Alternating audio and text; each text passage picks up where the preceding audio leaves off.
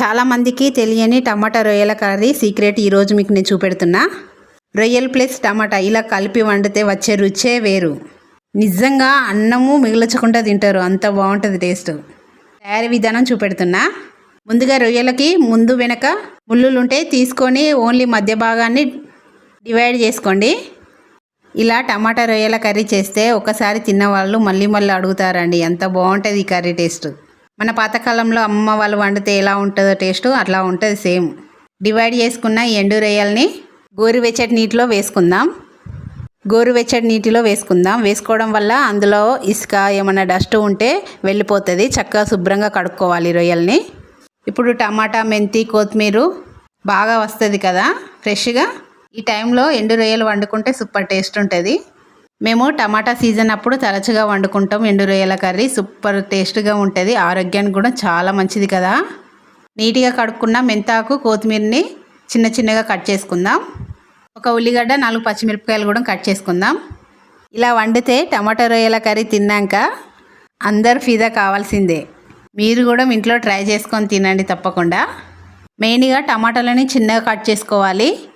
రొయ్యల వల్ల చాలా లాభాలు ఉంటాయి మన బాడీకి. ప్రోటీన్ ఎక్కువ ఉంటుంది, ఒమేగా 3 ఫ్యాటీ యాసిడ్స్ ఉంటాయి, విటమిన్ B12 అయితే చాలా మందికి తక్కువ ఉంటుందండి.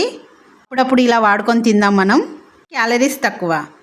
ఇక టమాటా వేసుకుంటున్నాం కాబట్టి టమాటాలో లైకోపిన్ ఎక్కువ ఉంటుంది, విటమిన్ C ఎక్కువ ఉంటుంది, జీర్ణక్రియ కూడా బాగా జరుగుతుంది.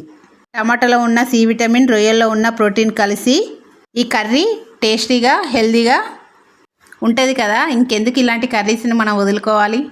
పచ్చిమిర్చి, ఉల్లిగడ్డ కాస్త గోలిన తర్వాత మెంతి ఆయిల్లో చక్కగా ఫ్రై చేసుకుందాం. ఇప్పుడు ఎండు రొయ్యల్ని వేసుకుందాం. శుభ్రంగా కడుక్కోవాలి ఎండు రొయ్యల్ని.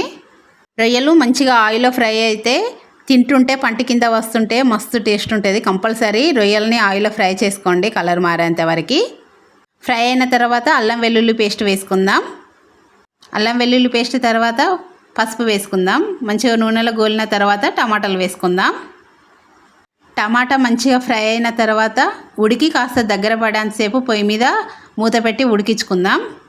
రొయ్యల్లో ప్రోటీన్ ఎక్కువ ఉంటుందండి, అందరూ తెలుసుకొని తరచుగా తినాలి. ఎందుకంటే ప్రోటీను మన బాడీకి ఎంత అవసరమో మీ అందరికీ తెలుసు కదా. 3 పూటల ప్రోటీన్ ఉండాలి మన ఫుడ్లో. టమాటా చక్కగా ఉడికింది. కారం, ఉప్పు వేసుకుందాం సరిపడా. మంచిగా కలుపుకొని దగ్గర పడనిద్దాం. ఒక 4-5 మినిట్స్ ఉడికితే అయిపోతుంది తక్కువ ఫ్లేమ్ మీద. చక్కగా ఉడికిపోయిందండి. ఇంకా కొత్తిమీర వేసుకోవడమే. ఆరోగ్యానికి ఆరోగ్యం, టేస్ట్కి టేస్ట్ ఉండే మన ఎండు రొయ్యల కర్రీ రెడీ అయిపోయింది. ఫ్రెండ్స్ అందరూ నా ఛానల్ని సబ్స్క్రైబ్ చేసుకోండి, లైక్ చేయండి, కామెంట్ చేయండి. మీ అందరి సపోర్ట్తోనే నేను ఇంకా ముందుకెళ్ళి మంచి మంచి వీడియోస్ చేయాలనుకుంటున్నా. Bye everyone.